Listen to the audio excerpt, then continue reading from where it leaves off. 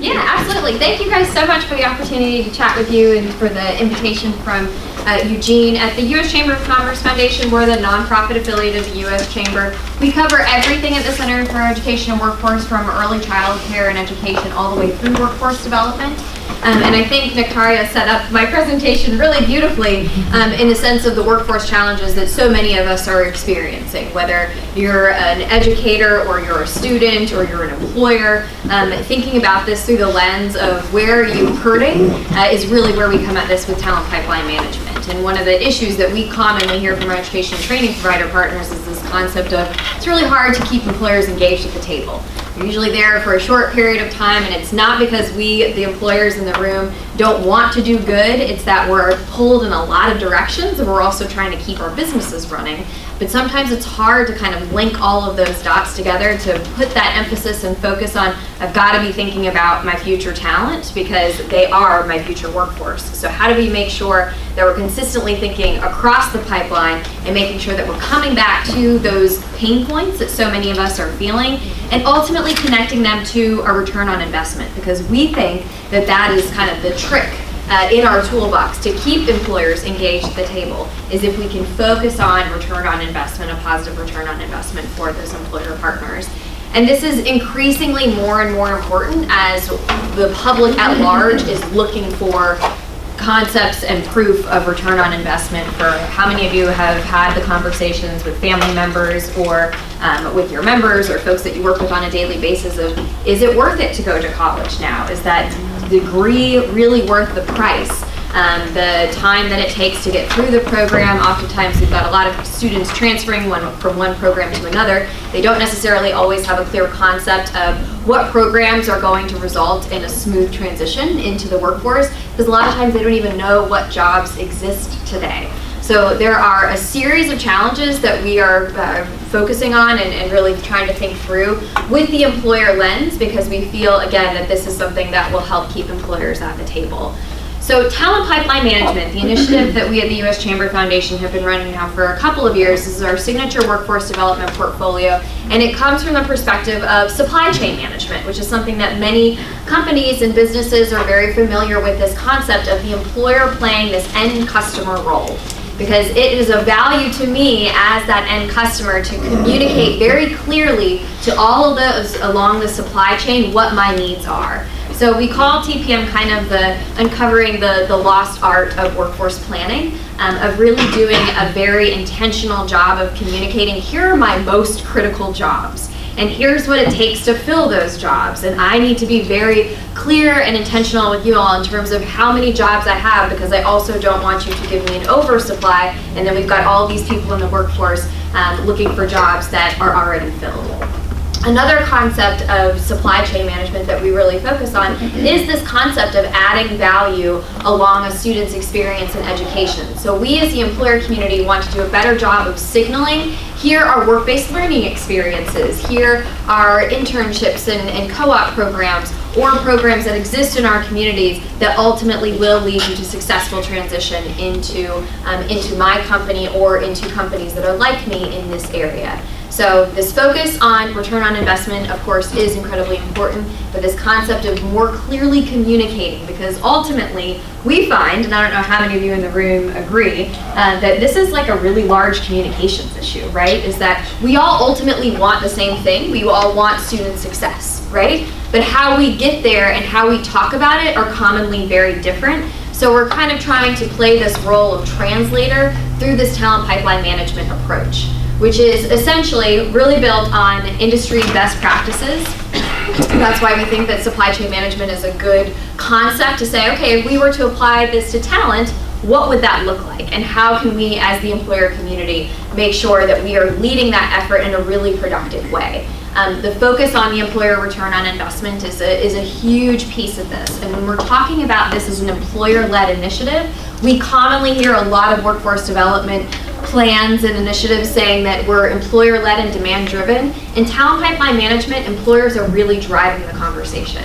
So if you think about the way that advisory boards and councils and committees are set up, What we're saying is that we find there to be a different conversation that takes place because all of us are friends in this room, right? We all want to work together, we all want to collaborate. And what we find is when we can set up a structured process for employers to do their homework first, then they tend to be better communicators. And we're wanting them to create a shared language with one another about if I'm going to our education training provider partner at Mason, and I'm saying, here are my list of needs. And we might call a software programmer something different from our competitor down the street. And maybe I'm communicating the skills and the competencies that I need for these jobs. They could be very similar, or they could seem completely disparate. So if I'm at Mason trying to answer all of the employer requests, how am I supposed to do that when I'm hearing what I think to be the same thing, but in 10 different ways? So we, through Talent Pipeline Management, are setting up this shared language concept to communicate our needs, and our jobs don't have to look exactly the same. But if we can at least come to some agreement on some foundational language for what our shared needs are, that way my provider partner can be a lot more responsive to our needs, but I as the employer also need to be able to demonstrate and communicate how are my jobs different. Because maybe that's something that I'm going to take on as part of my onboarding process, because that's something about my corporate culture that's not going to change. So this TPM piece of being employer-led is extremely important, which is why I always try to really drive it home and make sure that folks understand that process. What we find when we're talking to partners is that they're doing a lot of the things that are a part of talent pipeline management.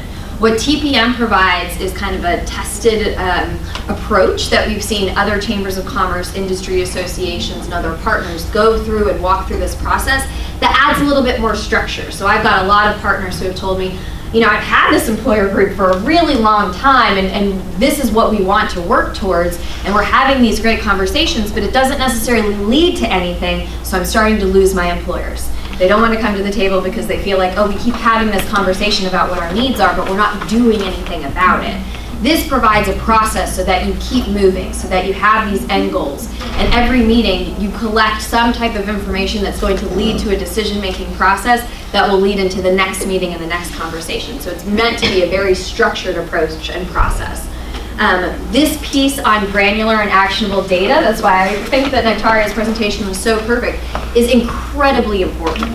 I actually don't even like to call it data collection because sometimes people feel like, oh, data starts to get into the privacy issues, and sometimes when we call it surveys, people are like, oh gosh, I just don't want to fill out another survey. But this action-oriented piece, it's not just the sake of data collection for the sake of data. It's, as Nataria presented, for the means to do something with that information, to make for better communities, to make for better companies and businesses. We think that that piece is incredibly important.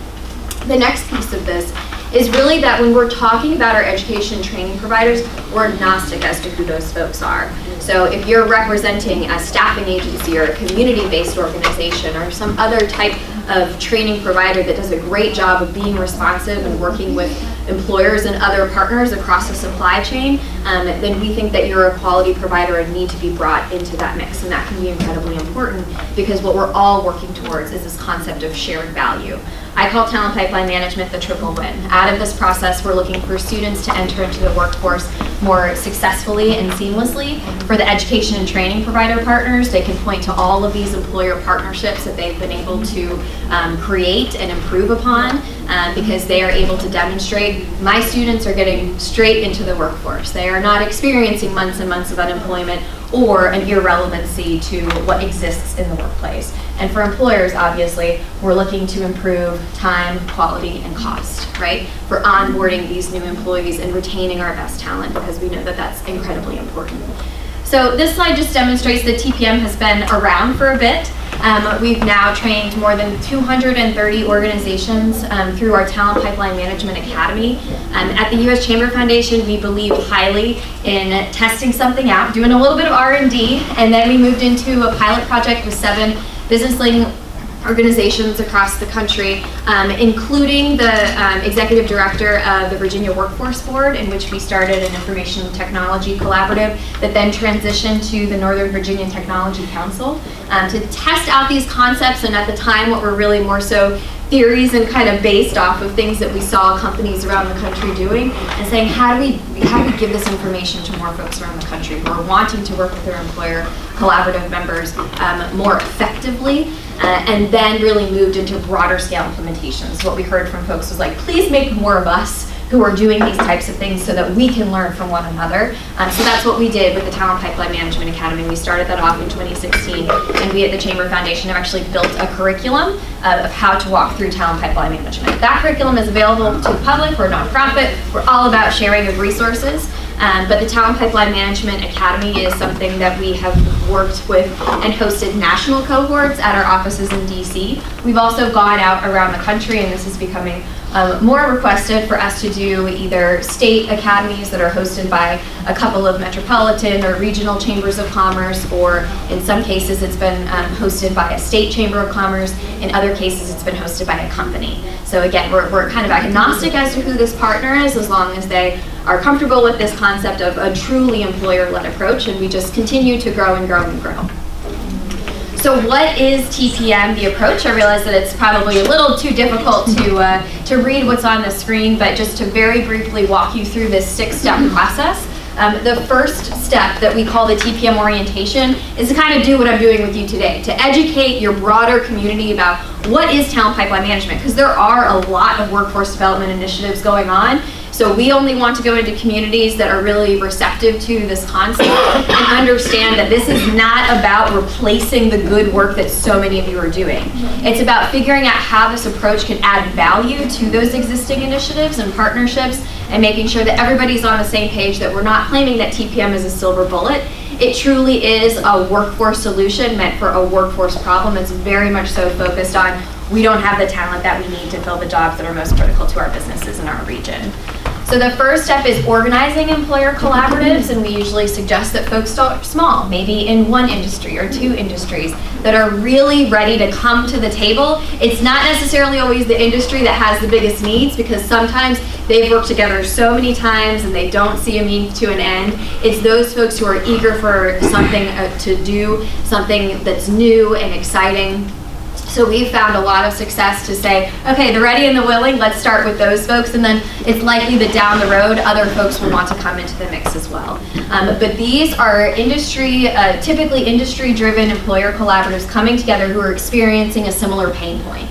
So maybe that pain point is unfilled entry jobs, or it's lack of career advancement opportunities, or maybe they're having retention issues, or they're really wanting to focus on increasing their workforce diversity.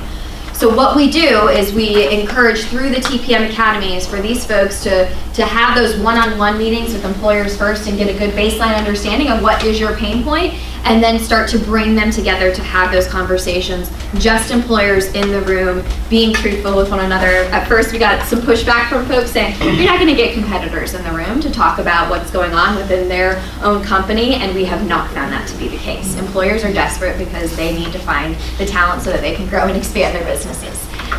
So whether you're talking about times of high unemployment or low unemployment, we've found employers who are ready and willing to have these conversations.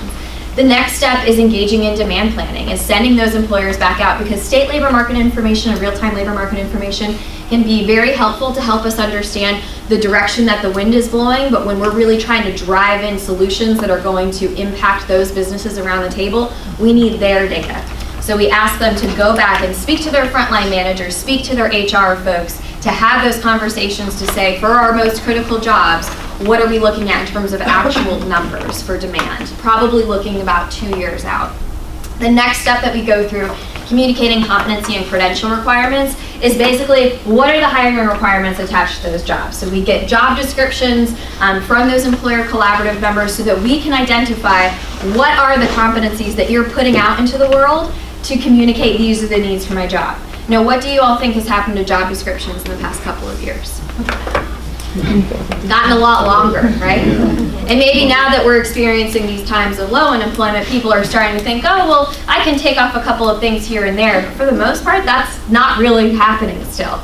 So we want employers to do a really intentional job, again, to create that shared language, not so that every single position is going to look the same, but so that we make sure that whatever we're signaling to the talent marketplace as the employer community is accurate, is the most prioritized hiring requirements for those jobs that we've said are most critical for us.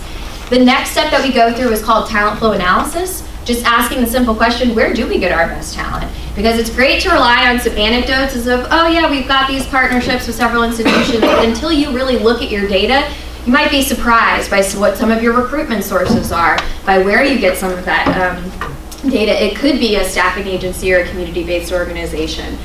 So going through that process of really understanding where do we get our data, and are there untapped sources of talent that maybe I'm not taking as much advantage of. Maybe I'm not as familiar with the data lab and I need to be more familiar with them based off of some of my most qualified talent is coming from that provider. So how do I enhance my partnership and relationship with them?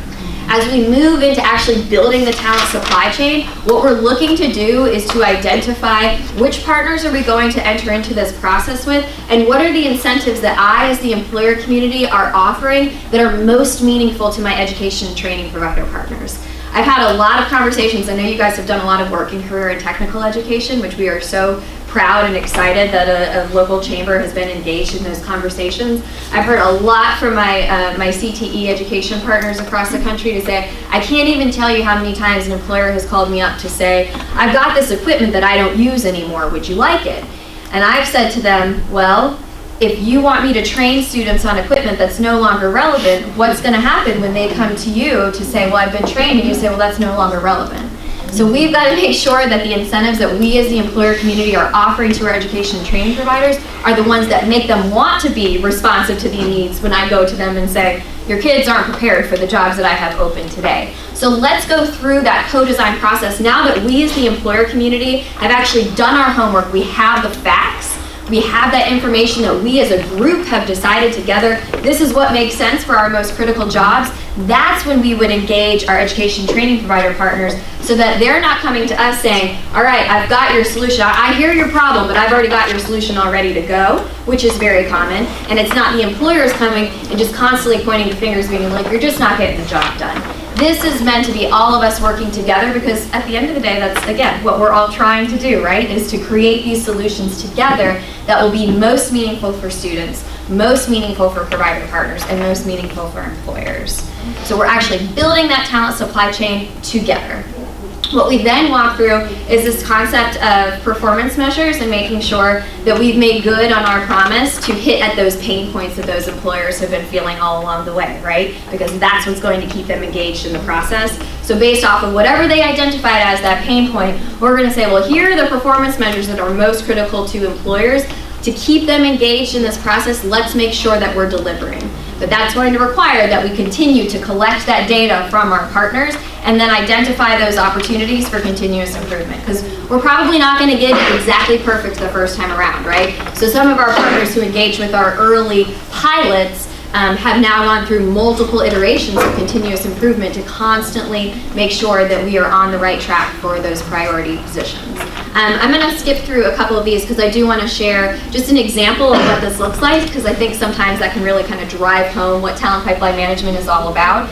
So our colleagues in Michigan, at the Michigan Energy Workforce Development Consortium, was recognizing a major issue in that they had high retirement numbers. The average age in 2011 of an energy workforce worker was 46 years old, and the number of those aged 53 and above had increased by 5% in just a matter of 5 years. So conceivably within their state, they were looking at more than 50% of their workforce eligible for retirement. At the same time, they really did not see a lot of interest in the schools understanding of what career opportunities existed in the sector.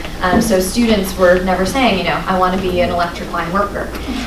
So going through the talent pipeline management process, a group of utilities employers in the state worked with the State Department of Education to get energy recognized as a 17th career cluster so that they could dedicate more programming and resources in the classrooms for an awareness and preparation for students to go into the energy workforce.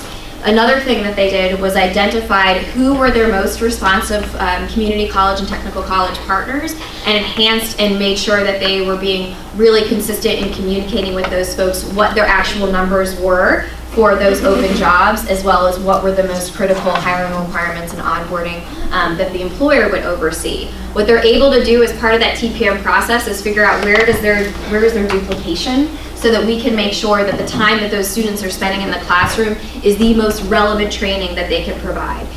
The energy companies look to see what are the resources that they could rededicate to the education training provider partners. When you're looking at a company such as Consumers Energy that received 4,000 applications for 100 open jobs, look through those applications and realize we only want to interview 50 of these people. You know that you have a problem. So after going through talent pipeline management, within 2 years, they were able to hire for all 100 of those positions. They've now hired more than 220 people from these programs that they had enhanced their partnerships with.